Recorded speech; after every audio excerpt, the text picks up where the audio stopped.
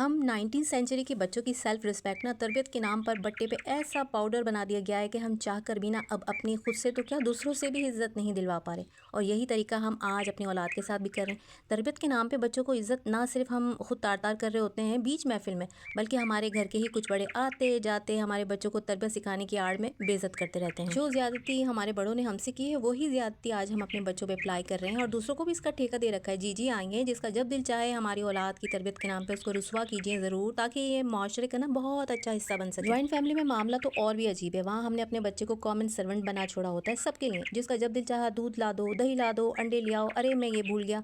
बच्चे का सोने का वक्त हो, हमारे पढ़ने का वक्त हो, और हम भी मार पीट के भेजते हैं बच्चे को कि जाओ, वो बुरा मान जाएंगे।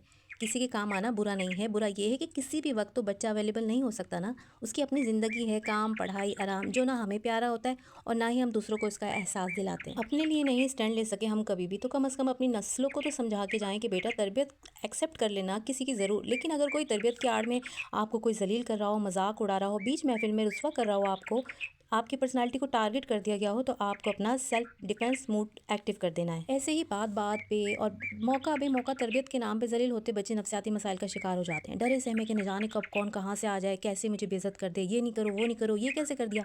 बच्चे में कॉन्फिडेंस की कमी हो जाती है, हकलाना शुरू कर देता है, दूसरों को फेज ही नहीं कर पाता, छुपता है फिर लोगों से। आपके बच्चे की तरबियत आपकी जिम्मेदारी है और हाँ, साथ रहने वालों की भी है, लेकिन तरबियत और रुसवा करने में फ़र्क है कि आपको खुद भी समझना होगा और दूसरों को भी समझाना होगा। हर चीज़ एक बैलेंस में खूबसूरत लगती है। अपने बच्चे को इज्जत देना और दूसरों से भी दिलवाना, ये भी आप ही की जिम्मेदारी है। आप क्या कहते हैं मेरी इस राय के बारे में कि बच्चे की तरबियत का ठेका वालिदैन के हाथ में होना चाहिए या सबके? कमेंट्स बॉक्स में ज़रूर बताएं। मेरी बात अगर दिल को लगे तो वीडियो को लाइक और चैनल को सब्सक्राइब करते जाएं। जज़ाकल्लाह।